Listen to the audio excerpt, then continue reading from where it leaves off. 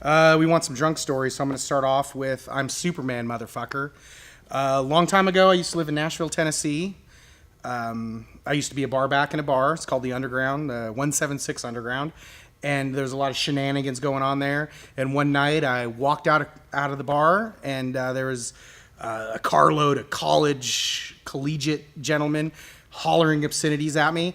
And a friend of mine walked out, and they threw something at him, and we got in some verbal argument, and they tried to escape from the car to fight us.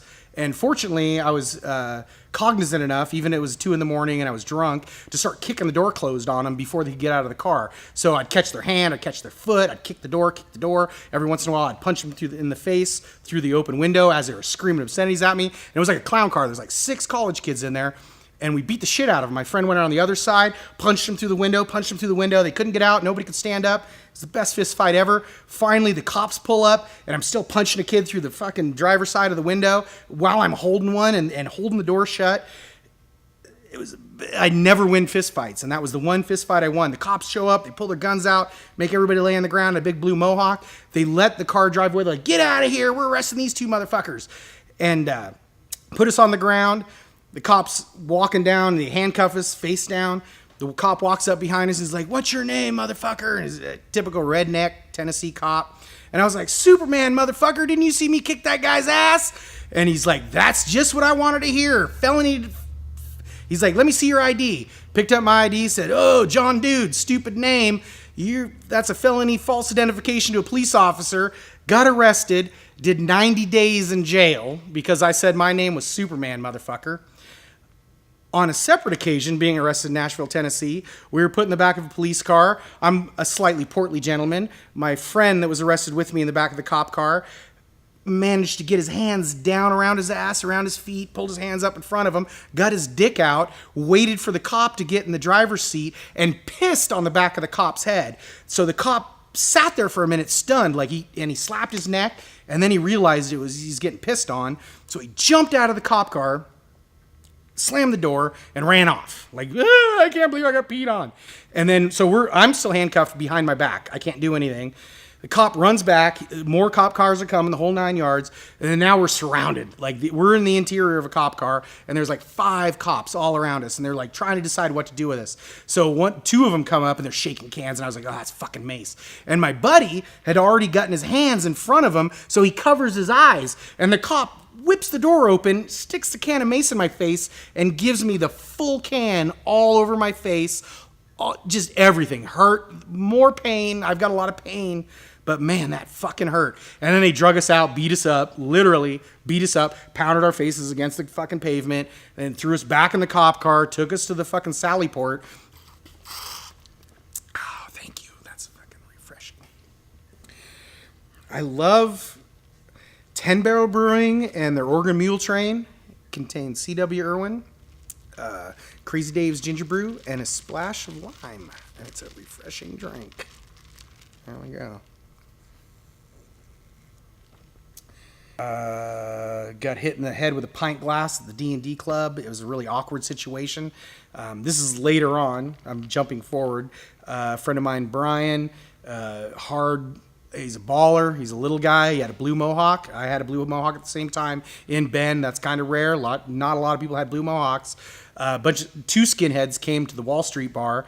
They just talking racist shit, and the bartender threw him out. Brian beat him up on the fucking balcony porch out there.